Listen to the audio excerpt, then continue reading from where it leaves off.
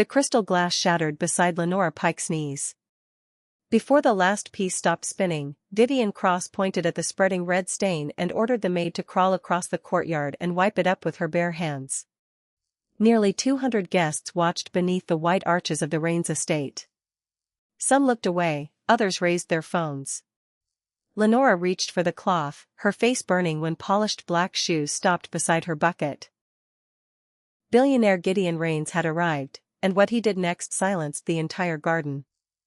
Before we continue, please like, comment, share and subscribe to Vintage Hollywood 12 if you believe a person's worth can never be measured by a uniform. And tell us where you're watching from tonight, because kindness can connect hearts across every city, border and distance. Lenora was 49 and had worked at the estate for 6 years. She arrived before sunrise, pinned a silver badge above her mended apron, and polished rooms so grand that guests rarely noticed the hands keeping them beautiful. Her husband's death had left hospital bills, and part of every paycheck went to the care home where her mother was losing her memory. Still, Lenora covered co-workers' shifts and comforted anyone crying in the laundry room. To wealthy visitors, she was only a maid. Behind the kitchen doors, she was the estate's quiet heart. That afternoon, Gideon would announce a $300 million partnership between his foundation and Vivian's hotel empire. Cameras faced the unsigned contract as Vivian arrived in a scarlet gown and acted as if the mansion belonged to her. She criticized the flowers, dismissed a server for standing too close, and snapped her fingers at the staff. Lenora endured it because the deal promised permanent jobs and medical coverage. She believed swallowing one cruel afternoon might protect many families. Before the speech, a waiter stumbled when Vivian stepped backward without looking. Leonora caught his tray, but one drop of wine touched Vivian's dress. The waiter tried to accept the blame, yet Lenora stepped forward.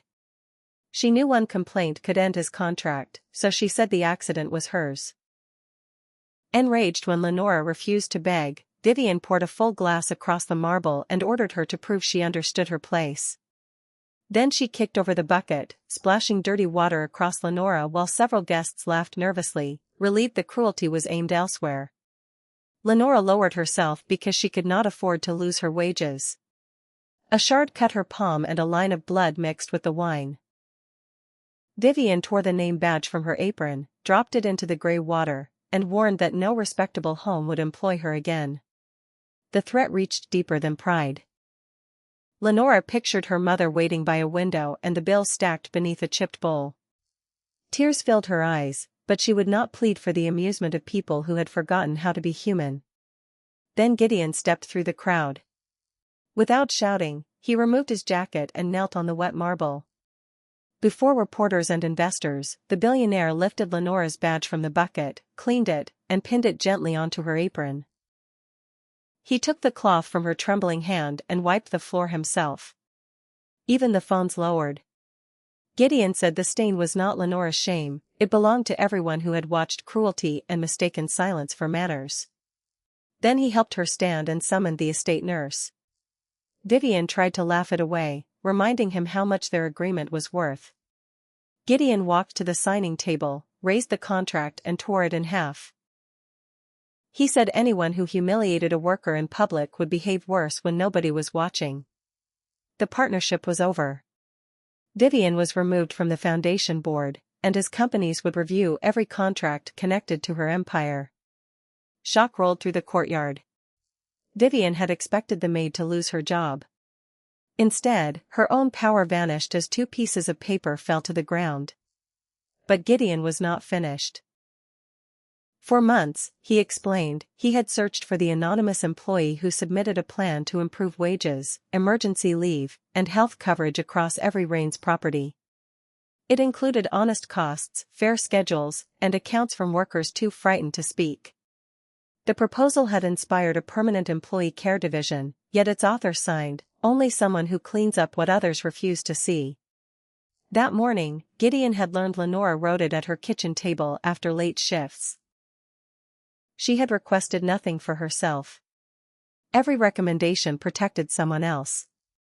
Before the same crowd that had watched her crawl, Gideon offered Lenora the position of founding director, with authority to inspect every Rains hotel and estate. He made clear it was not pity, and that refusing would not cost her current job. Lenora looked toward the workers gathered by the kitchen doors, then at the waiter whose livelihood she had protected. Her voice trembled as she accepted, but she set one condition: no employee should ever sacrifice dignity to keep a paycheck. Gideon agreed. The cooks, cleaners, drivers, and servers applauded first. One by one the guests joined them, many with tears and lowered eyes. Lenora kept the old cloth in her work bag, but now she entered boardrooms through the front door. Under her leadership, thousands received health insurance, emergency leave, and a safe way to report abuse. The waiter became a banquet supervisor, while her mother moved close enough for daily visits. Gideon never called himself Lenora's rescuer. He said she had rescued the company from becoming rich in money and poor in humanity. Weeks later, Vivian sent a handwritten apology. Lenora neither excused her cruelty nor answered with bitterness. She wrote that remorse becomes meaningful only when behavior changes. Then she framed the scarlet-stained badge outside her office beneath a reminder that dignity is not a reward for rank. It is the minimum every human being deserves. If Lenora's courage and Gideon's stand touched your heart, please like this video, share it with someone who believes kindness requires bravery, and subscribe to Loyal Hearts. Your comment may remind someone who feels unseen that their dignity still matters. Before this story ends, please comment "Dignity is never beneath anyone" so this message can reach every worker who has ever been treated as invisible. The guests had gathered to see a billionaire sign a historic deal.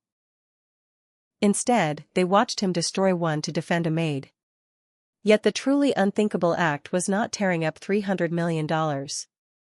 It was kneeling when the world expected him to remain standing and proving that the highest place a powerful person can take is beside someone the crowd has pushed down.